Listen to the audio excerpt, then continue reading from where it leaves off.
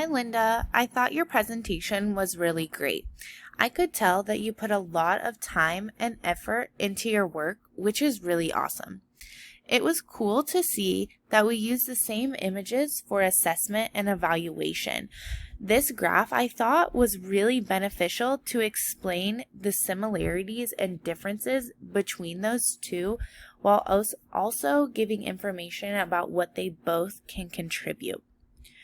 The immense amount of information you provided on your culturally relevant assessment section or slide was very insightful.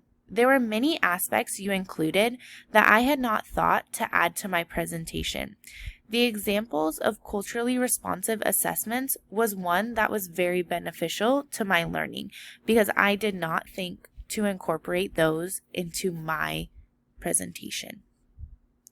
As future educational leaders, it is key to provide feedback. Through feedback, we are allowing our teachers to grow and learn new concepts that they may not have thought of before. By providing our teachers with multiple examples of concepts, we are talking about giving them a better understanding and hopefully more courage to incorporate them into their classrooms. I know when I get feedback, I like to have new concepts or things explained to me so that I can use them and implement them into my classroom. And examples really help me do that and incorporate things into my classroom. Overall, your presentation was very beneficial for an audience that needs a clear understanding of culturally responsive assessments.